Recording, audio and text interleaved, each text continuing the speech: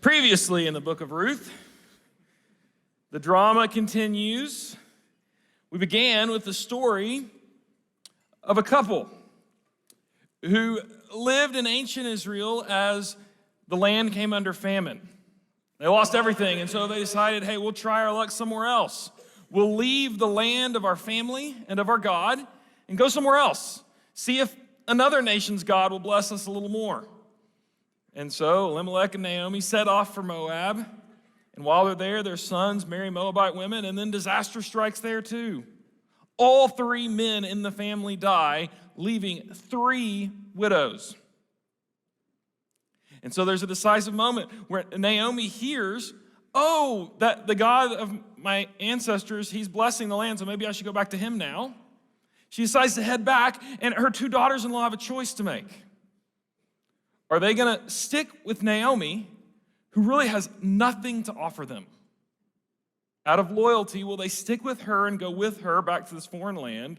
Or will they go back to their parents where they have a better chance of making it? Both girls initially say, yeah, I'm in, but when the facing the cost, one daughter-in-law walks away, but Ruth stays loyal.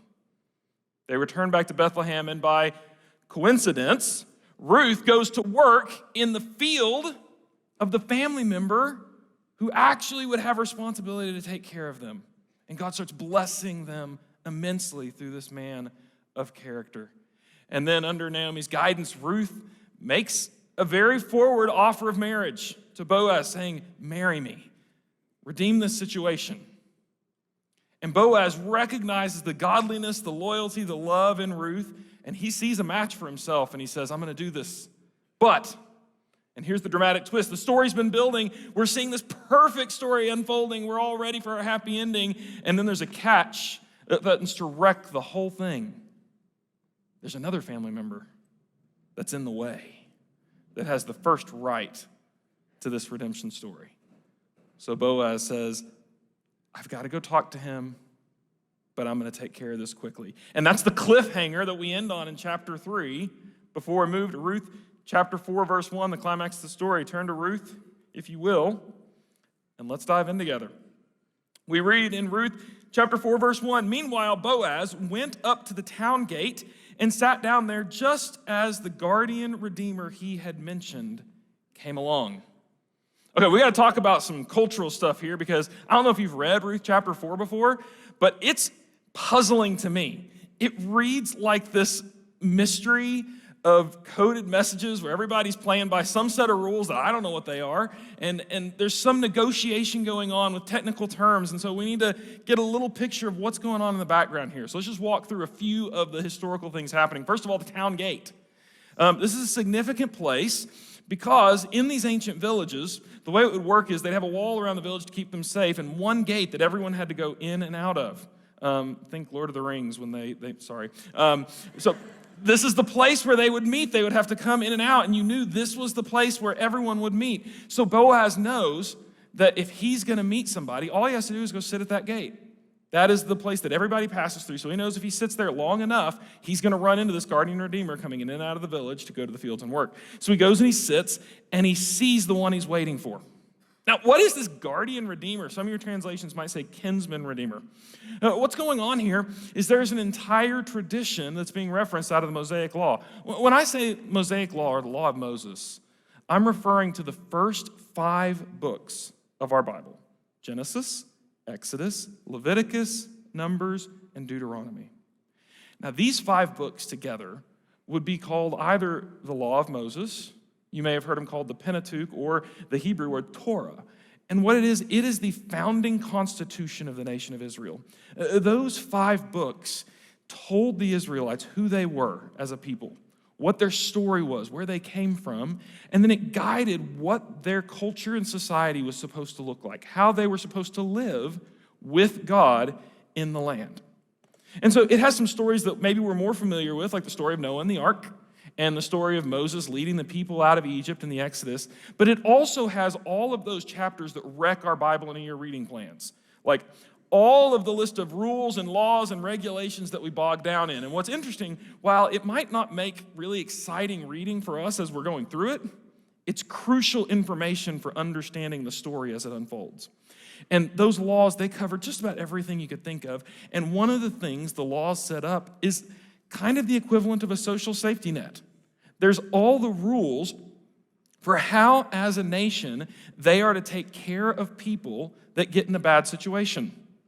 Somebody who's vulnerable, who's poor, who loses everything, how are we to respond to make sure people don't fall through the cracks in our covenant community called Israel? So here are a couple of things that are going on that are all going to come into play in Ruth chapter 4. If you remember back when we studied Joshua, I believe it was about a year ago, we saw that when Israel came into the land that God had promised them, God divided up the land into each of the 12 tribes. So he said, you're going to have this section of land, this tribe's going to have this section, and then they even divided it further by clan. And they said, this clan, you get this section of land, you get this section of land. And in a farming culture, land is everything. That's your home, that's your source of income, that's your source of wealth. To be given land, think about this for a group of slaves to go from being a group of slaves building storehouses to Pharaoh to being landowners in their new nation. It's a radical transformation. But it was even more than that. As God is setting up this just society, he doles out the land evenly throughout all the tribes. And during the years that would follow, people could buy and sell land, they could make trades, people could accumulate wealth and do well. But there was something special that happened in Israel every 50 years. It was called the Year of Jubilee. And at that 50-year mark, any debt that anyone had acquired during those 50 years completely wiped out. All debts forgiven. And something else happened. Any land that had been acquired during the last 50 years was given back for free to the original tribes. So somebody could go from bankrupt to a landowner overnight in Israel because God designed this so that wealth wouldn't accumulate in a few small families and other families wouldn't get stuck in a pattern of generational poverty. So when you bought land in Israel, what you really were doing was you were leasing it for how many years it was to the Jubilee. That's actually how they'd calculate cost. If you go to buy land, you would say, well, this land has 10 more years until Jubilee. So really what you're paying for is the crops for the next 10 years. And then the land would go back. And that was the system that was taking place. But there was another safeguard put in place. It's kind of the equivalent of our bankruptcy law. If somebody got into a situation where they were completely broke, they couldn't take care of the land anymore, their debts were too high, they had to sell the land. Before anyone else was allowed to purchase, the nearest family member was always given the first right to buy. And the reason was that would allow the land to stay in the family, and the assumption is they're going to let their family member who fell into a difficult place still work with them on the land and have safety and provision. It was a way of keeping people out of a bad situation from being taken advantage of. That family member who had the first right to come in and buy the land and protect the other family member was called the guardian redeemer or the kinsman redeemer. So that's part of the tradition that's going on here. But get ready, there's even more. There's another law that took place in the case of somebody getting widowed. So in this culture, it was understood that it was part of the responsibility of men to protect vulnerable women, and particularly when a woman was born, the first protector would have been her father. When she got married, it would be her husband, and then if she had a male son, it would have been his responsibility, even when his father passed, to take care of his mother. That was the retirement plan, if you will, is your son's going to take care of you in your old age. You see this represented even in Jesus on the cross. As the firstborn son is dying, what's one of his last pieces of business to take care of? He looks at his apostle John and says, hey, take care of mom. Because he understood his firstborn son, that was one of his responsibilities. So what happens if a woman is widowed and has no son to take care of her? There's actually a law to take care of this situation. And the rule was that the nearest brother-in-law was responsible for marrying that widow. For a couple of reasons. Now, my guess is a lot of you in here, like your life insurance plan does not include marrying your brother-in-law. That's probably not plan A. for most of you. Because we have life insurance. That's our plan, right? That's what we set up for that kind of scenario.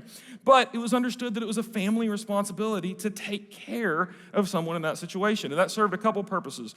One, it protected a woman from getting stuck in a vulnerable situation, because an unmarried, widowed woman in this day and age did not have very many safe, reputable ways to earn an income outside of marriage. That was just the way the culture was set up. So this was a way of protecting women, but it did something else. Remember those whole descendants and tribes idea? They wanted to preserve every line in Israel. So if a man did not have a male descendant, when he passed away, the firstborn son of this new marriage would be counted as the son of the deceased man to preserve the lines. And so this is called levirate marriage. And so all of these traditions, all of these rules are all the justice and the legal matters that are all at play in this pretty complicated situation that we're going to read about in Ruth chapter 4. So hopefully, if you are a part of the culture and you know that, there's a lot of dramatic moments in this story that you're like, oh, that just happened. Without it, it just seems really puzzling. So hopefully that'll give us a little bit more information as we go forward. So, continuing in verse 1. Yeah, we're not going to get out of here on time. Boaz said, "Come over here, my friend, and sit down." So he went over and sat down. Okay, we got to talk about the translation of this word, my friend, because it's a really fun one. It's a Hebrew word that kind of, it's hard to even know what it means. It's a rhyming word, kind of like in English we have the word hodgepodge. It's a kind of funny sounding Hebrew word like that. And the way it gets used is it's to point to something that you either don't know the name of or you don't care what it's called. So if you say, hey, go to such and such place and pick this up. He went down and he sat down at such and such spot. Well, here it's used to describe a person. The NIV translates it as my friend. That's a little too gentle and kind. I think the Net translation captures it really well. He says, "Come here, what's your name?" and sit down. And that's a really good translation of what he's saying. Boaz says, "Hey, what's your name? Go sit over there." Now, here's the thing. Boaz probably knew his relative's name. The narrator, I think, is making a very strategic choice here. You see, oftentimes when I'm reading biblical narrative, I'm tempted to say, I wish they'd have told us this. I wish they'd have said that. But God inspired the scripture so that we're told exactly what we need to hear and exactly what we need to know.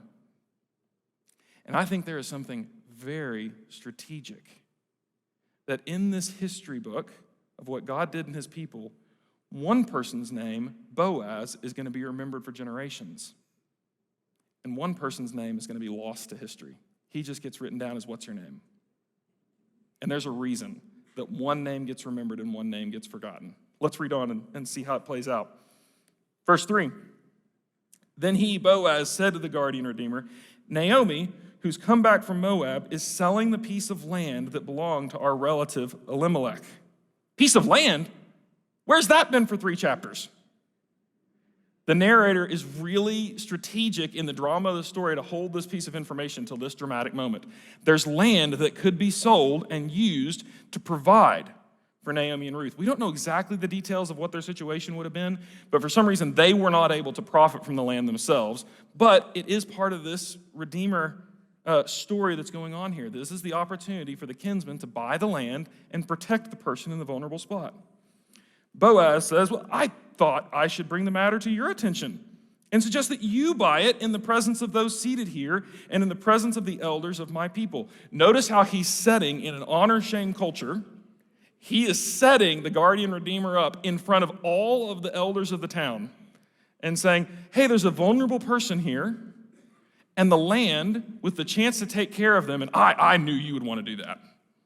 So I thought it was the right thing for me to let you know. There's an opportunity to do the right thing here, guardian redeemer. He says, so I want to tell you in front of all these people seated here in the presence of the elders of my people, if you will redeem it, do so. But if you will not tell me, so I will know. For no one has the right to do it except you, and I am next in line. Notice Boaz is saying, you and I are the only family members. After the two of us, this land goes in the open market, and there's no one to take care of Naomi. It's down to you and me to do the right thing. And the Redeemer says, I will redeem it. Now, why does he jump on this so quickly? He recognizes a once-in-a-lifetime financial opportunity. Remember that year of Jubilee rule? Any land you buy goes back to the tribe it belongs to, the family it belongs to at the end of 50 years. But where is the person to inherit this land at the Jubilee? As far as the guardian redeemer knows, you've got one old lady, Ruth, past childbearing years, and when she dies, there is no one to claim this land, which means he has a completely unique opportunity in ancient Israel to double his family's wealth with no one to claim this land at the year of Jubilee. He recognizes an amazing opportunity to gain something for himself, to make himself wealthier, and he jumps on it. Yep, I'll do it. I'll buy it. This is a great opportunity for him, except there's more to the story. Verse 5, Boaz says, by the way, on the day that you buy the land from Naomi, you also, because of that whole law we have about widows, you also acquire Ruth the Moabite, the dead man's widow, in order to maintain the name of the dead with his property. This just changed the entire calculus. No longer is this an opportunity to double his wealth. No longer is this an opportunity to double everything he has. Actually, it's going to cost him a lot, because to buy the land, he also has to marry Ruth. And if they have a son, their firstborn son is not considered his heir. He's going to have to split all of his wealth with Ruth's son. Suddenly, this is not an opportunity to get wealthy. This is a responsibility to pay at great cost to himself to take care of someone else. And the guardian redeemer's response in verse 6, then I cannot redeem it because I might endanger my own estate. You redeem it for yourself. I cannot do it. And he's out. He's done. And that's how what's-his-name gets forgotten. Now, in verse 7, we get a little aside from the author. And these narrative asides are really important. It says, now, in earlier times in Israel, for the redemption and transfer of property to become final, one party took off his sandal and gave it to the other. This was the method of legalizing transactions in Israel. Now, that might seem like a little mundane detail, but it actually tells us something really important about this story. You see, because the author has to explain this little transaction, they would do this thing where they would trade sandals with each other when they made a purchase. He says, now, in the earlier days of Israel, this is how they did things. That tells us that the author, we don't know who wrote Ruth down, but that tells us the author lived at a much later date. You see, if I were to be telling a story about somebody going to the grocery store, I don't have to tell you, now, when you got ready to pay, we used to have these little rectangular plastic cards that we would carry, and you would pull them out, you would swipe it on a strip, and it would know to charge it to your account. I don't have to explain that to all of you because we all know how that system works. The only reason you would have to explain that is if you're speaking to somebody who's never seen that way of paying. Because he has to explain this transaction, that tells us the author has perspective that the original characters did not. He knows how this story with Ruth is going to fit into the larger story of Israel. That's going to come into play in a really big way next week. But in the meantime, we have this little sandal ceremony, which we don't know exactly what's going on here. It's some way of showing property. Probably it has to do with the idea that where somebody's foot hits the ground is their property. When Abraham first came to Israel, God said, every place your foot touches will be yours. And so by taking off the sandal, you're saying my property is becoming your property. And that is a visual sign of transaction to show what's happening in front of everybody. Verse 8, so the guardian redeemer said to Boaz, buy it yourself, and he removed his sandal. Verse 9, then Boaz announced to the elders and all the people. Now, this role of elder is important here because it really challenges a little bit of the way of our culture and the way we see wisdom and leadership.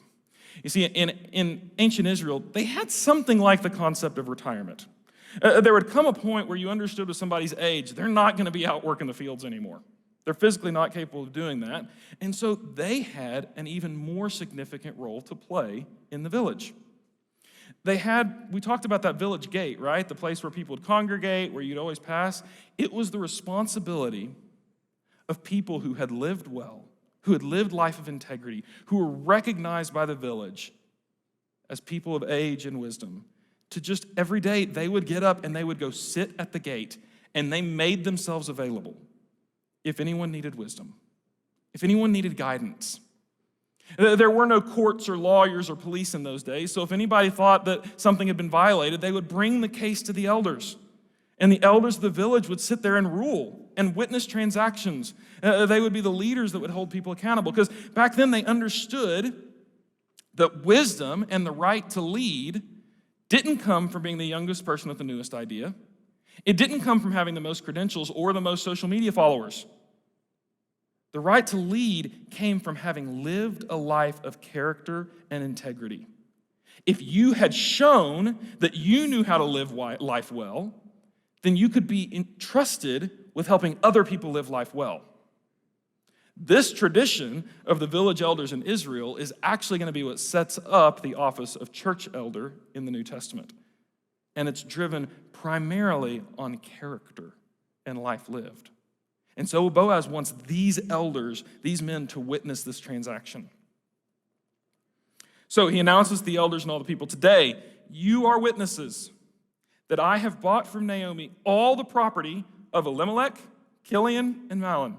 I have also acquired Ruth the Moabite, Mahlon's widow, as my wife, in order to maintain the name of the dead with his property, so that his name will not disappear from among his family or from his hometown. Today, you are witnesses. One of the crucial things that Boaz is doing here is he is making this marriage, he's making this process public, visible, and legitimate in front of everybody. You see, in chapter 3, when Ruth came to the threshing floor at night to make this proposal, he had every opportunity to take advantage of her. Here is a foreigner, a widow, in poverty. He could have done anything he wanted, and he's a man of standing. If she made any accusation, you think anyone in town is going to believe her? No, he had every opportunity to abuse her and take what he wanted and have no obligation to care for her after. And instead, he said, I see that you're a woman of character. I see your loyalty to Naomi. Go home before anyone suspects anything, and I'm going to take care of this in a public, legitimate way that maintains your character and maintains mine. One of the beautiful things about that, we get this question a lot in premarital when people ask the question, hey, why does it matter to wait for sex until marriage if we know we're getting married anyway? Isn't it kind of all the same? And there's a couple different layers to it. One is simply that that's God's design and what God calls us to. And secondly, the idea of honoring the boundaries of a covenant is one of the things that is central to the marriage relationship. That you know that that other person is going to honor the commitments you've made. Choosing to wait until the marriage day actually tells your spouse, I am someone who honors boundaries. It actually shows that I am willing to honor the boundaries that God puts in front of us, so you can trust me that after we're married, I'll continue to do so. Now, there is grace and mercy and forgiveness for all the mistakes that we make along the way. But Boaz is showing that he wants to do everything within the public integrity of a covenant relationship to protect the integrity of this marriage. And so he says this publicly. And then, verse 11, the elders and all the people at the gate said, we are witnesses. May the Lord make the woman who is coming into your home like Rachel and Leah, who together built up the family of Israel. May you have standing in Ephrathah and be famous in Bethlehem. Through the offspring the Lord gives you by this young woman, may your family be like that of Perez, whom Tamar bore to Judah. There's a lot of references to different names here. It's hard to overstate the significance of what this group of people is saying. Rachel and Leah were the mothers of the 12 tribes of Israel. They are the matriarchs that built the entire nation. So think about what these people of Bethlehem are saying. May you, Ruth, the foreigner, the Moabite, the widow, the poor and the outcast, may you be blessed like the most honored women in our nation's history. May the Gentile outsider have the full blessing of the most cherished and honored women in our nation. This is a foreshadowing and a hint of what God wanted to do for all of us. That the Gentiles, that the nations would be brought into the family of God with full inclusion, called children of Abraham. That there is no boundary to God's love of race, ethnicity, nationality, that it is going to break through all of that. It also addresses what, unfortunately, is a really shameful teaching in the history of the church. You see, some have taught that the Bible forbids interracial marriage. And they base that on the Old Testament command for Israel not to marry foreign women. And they say, you see right there, you're not supposed to marry outside of your nation, outside of your race. So what do we do with Ruth? How do we reconcile this story? Well, that whole thing about not marrying foreign women, you need to read the rest of the command. It says, don't marry foreign women because they will lead you to worship their foreign gods. The command has nothing to do with nationality, race, or ethnicity. It has everything to do with faith. The definition of foreign woman in that command is someone who worships a foreign god. The issue is, don't marry someone who worships another god and is going to lead you to abandon your God. What did Ruth say in Ruth chapter 1 when she followed Naomi? Your people will be my people. Your God will be my God. The moment Ruth put her faith in Yahweh, she became eligible for full inclusion into the community. So if you're to apply that command about marriage to today, the point would be this: as a follower of Jesus, seek a spouse who follows Jesus. That's the command, is that we be united in marriage in our loyalty to Christ. That is what the scriptures are calling us to. One of the things I find really interesting about this story is the way ancient people told history, and sometimes modern people tell history. Ruth's story should not get told. She's not a king. She's not a general. She didn't lead any great battles. She's not a hero. She's just a poor widowed woman who got married and everything worked out well for her. So why does this story get written down? As we're going to find out next week, God has this wonderful habit of taking insignificant people and making their story significant because how he uses them in his plan. We get to hear Ruth's story not because Ruth was so phenomenal, but because she trusted God who did something incredible through her faith. If we're trying to figure out what is this story telling us, how does it fit, what do we walk away from, there's some parallelism taking place. Similar to Jonah, how you had a situation in chapter 1 play out again in the end. In Ruth chapter 1, we had a relationship of three people. Naomi, who is in a vulnerable situation, and two relatives with the opportunity to show loyalty to her. Both initially said, I'll do it, but when the height of cost became apparent, Orpah faded away, and Ruth stuck with her. Now the same situation plays out again. Ruth is in a vulnerable situation. Two relatives have the opportunity to show their loyalty. What's his name? Sees the great cost and walks away. Boaz chooses to be loyal to Ruth no matter what the cost to himself. This entire book of Ruth is trying to define for us a concept. It's the Hebrew word chesed, which means loyal, loving kindness, the kind of love that sticks with someone no matter what, even at great personal cost. Both of these stories are trying to draw attention. This is what that kind of love looks like. This is a picture of loyal love. One of my favorite Old Testament writers says that any of these Old Testament stories can usually be applied at three different levels. The first level would kind of be everyday life in Israel.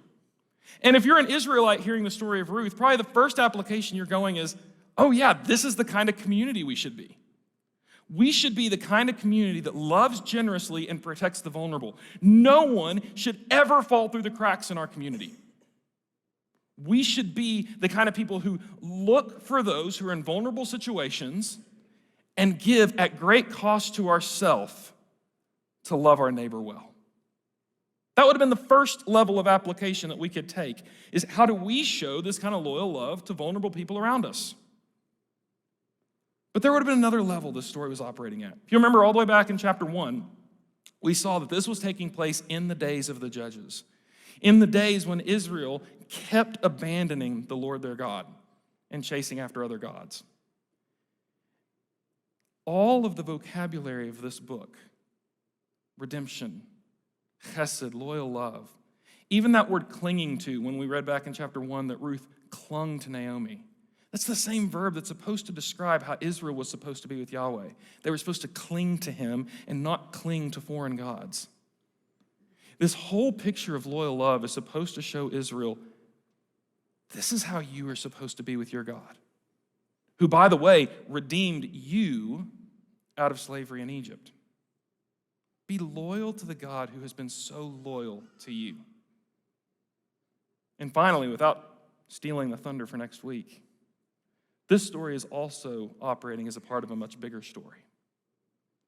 We're going to see that God is going to use the loyal love of Ruth to set us up for the ultimate Redeemer, to set us up for the family member who would come along and see his family in a desperate situation and redeem them at immeasurable cost to himself. We're going to celebrate this cost that our Redeemer paid in a moment by taking communion. The elements are going to get passed around. They're in little double cups, so you just twist the top cup off to get the bottom one. Ephesians Chapter 1 describes this redemption when it says, in him we have redemption through his blood, the forgiveness of sins in accordance with the riches of God's grace that he lavished on us. The story of Ruth is the story of abundant grace and generosity given to a person in need at great cost. And it's pointing us to the picture of the Savior who lavished his grace on us. We're going to pass the elements as we sing. Hang on to them. We'll take them in a moment to remember the love that Christ has poured out on us. God, we love you. Thank you for your generosity. Thank you for the story of Ruth. And God, I pray that you will make us a loyal people, that we will be the kind of community that doesn't allow anyone to fall through the cracks, that we will be a kind of community that gives of ourselves, and that we will be a kind of community that is radically loyal to our Lord in everything. We pray these things in Jesus' name. Amen.